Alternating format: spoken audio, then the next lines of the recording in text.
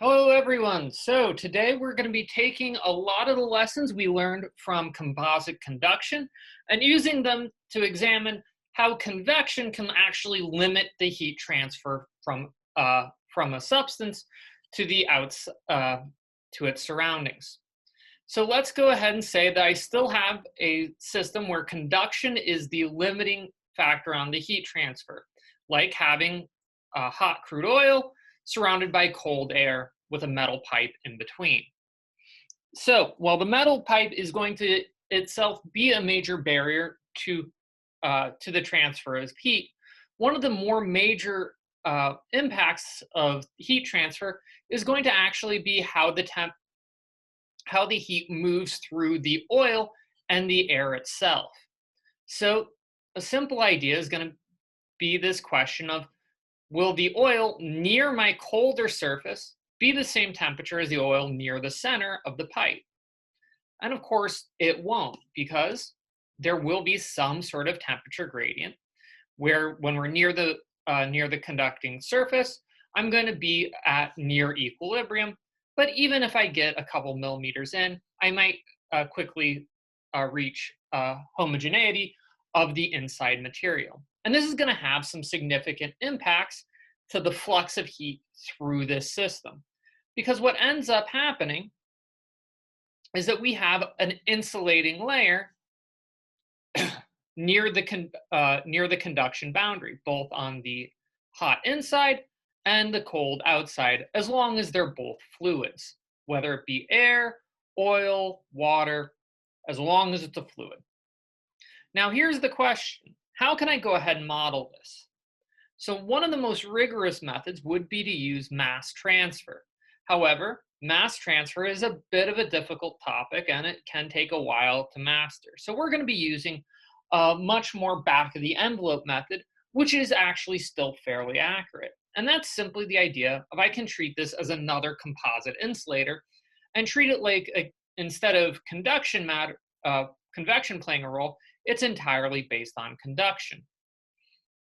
So that I've got an insulating viscous layer, and I'm going to have an inside temperature related to the temperature of my bulk inside fluid and outside temperature related to my bulk outside fluid. But I'm going to have some sort of temperature gradient across my viscous layers, and that the surface of my conductive layer will have temperatures of T1 and T2, which will be different from my inside and outside. But here's going to be one of the tricks. I can't exactly model my viscous layers with Ks and Bs because heat's going to transfer a little bit differently through this viscous layer than if it was a shear conductive barrier, because it's going to be a little bit faster due to the actual flow of material. There's going to be some oil coming to the surface and some oil moving away, and the same thing with air. So it isn't just about conduction. Similarly, I don't know how thick my layer is, and that's also going to end up playing a role. So I need something to substitute for my traditional conduction coefficients and conduction and the thickness of my conduction band.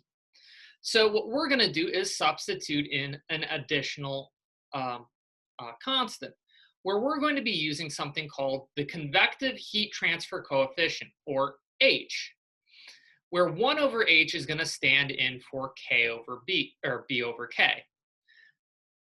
So again, what this is going to end up meaning is a large B over K value tends to mean that I have an insulating material.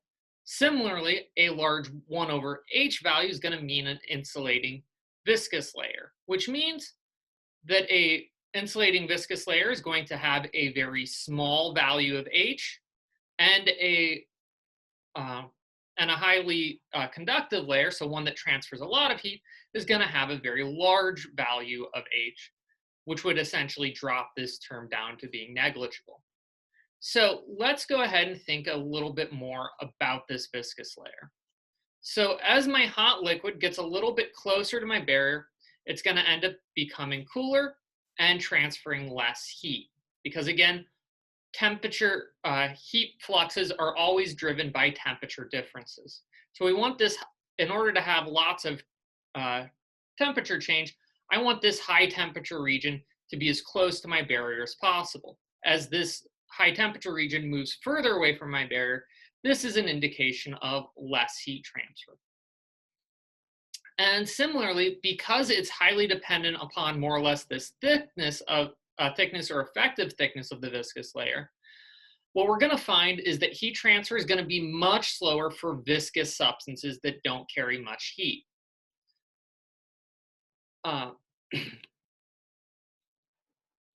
Because the more viscous the substance is, the harder it is for for a cold molecule to end up entering the bulk fluid. However, if I have something that's low viscosity, I'm going to quickly move across this barrier, involving a higher rate of heat transfer. And we can see this in the coefficients for our various substances. If I have something like gas, which we traditionally think of as being very low viscosity, it actually, and maybe counterintuitively, has a low heat transfer coefficient, convective heat transfer coefficient, meaning that it is actually highly insulating. The reason why here is less because of the viscosity and more due to how thin a gas is. Because gases tend to be so thin, even though they move fairly rapidly, there isn't a lot of material moving that, carrying that temperature to and away from the barrier. However, one of the things you should watch out for is that this means that the convective heat transfer coefficient will largely be dependent upon the pressure and the identity of the gas, as more complex gases can carry more energy and vibrational motions than much smaller gases. And similarly, a higher pressure system means that there's more gas to carry that extra energy.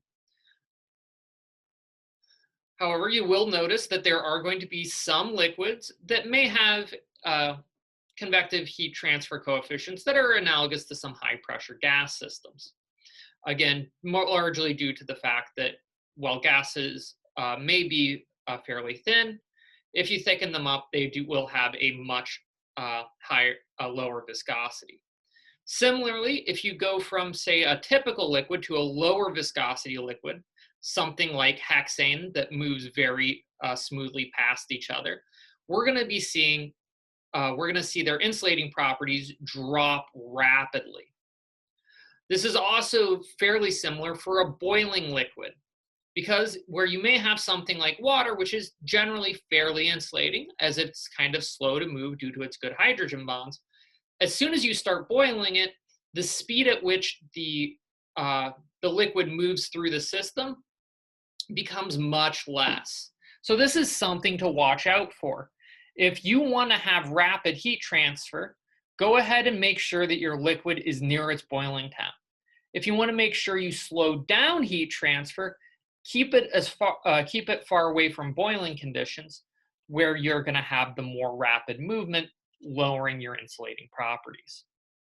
So let's go ahead and use this 1 over the convective heat transfer coefficient to help build up a real model of how I can model overall heat transfer. So what we can do is more or less take my composite heat transfer terms and put them, rearrange them into a new expression that should look fairly similar. So when we had a composite model, we had 1 over the B, K values for each of our layers. And what we did is we now replaced my inside layer with a 1 over the convective heat transfer coefficient for the inside substance, and the same thing for the outside substance. So I'm modeling it in much the same way I did with the composite material. I just switched up my coefficients. However, one of the things you may note is that this extra term is more or less going to be built out of constants, and they're a little bit cumbersome to work with. So we tend to condense all of these constants to a single variable for a system, which is called the overall heat transfer coefficient. And it's more or less going to be 1 over the sum of our various coefficients for the system. So this will be entirely determined by the identity uh, of the heat transfer system. And so what this ends up doing is giving us a fairly simple equation, which describes a fairly complex set of materials and heat transfer processes. Now, one of the things that's very nice about this is that with these simple set of equations we've now developed, we can actually determine heat fluxes and flow rates across almost any sort of surface. So now we've kind of developed these equations, let's go ahead and take a look at maybe a real sort of problem. So let's say I've got a hot water stream where we have for water for water at this hot temperature, a convective heat transfer coefficient of almost 1 megawatt per meter squared per Kelvin, and it's going to be flowing through a uh, a moderately sized steel pipe with a fairly low conductive heat transfer coefficient and a thickness of about 6 millimeters, which is fairly typical for a steel pipe. And then on the outside, we've got our air with a relatively low convective heat transfer coefficient. So let's go ahead and use this to estimate an overall heat transfer coefficient, and then go ahead and turn this into a heat flux if, again, I have a near boiling water system on the inside and a slightly warm system, about 30 degrees C on the outside. So we're going to go ahead and split this into two parts. So first of all is determining my overall heat transfer coefficient, at which point all I need to do is plug in my variables. So we have our inside water, the wall of my steel pipe, and the outside air system.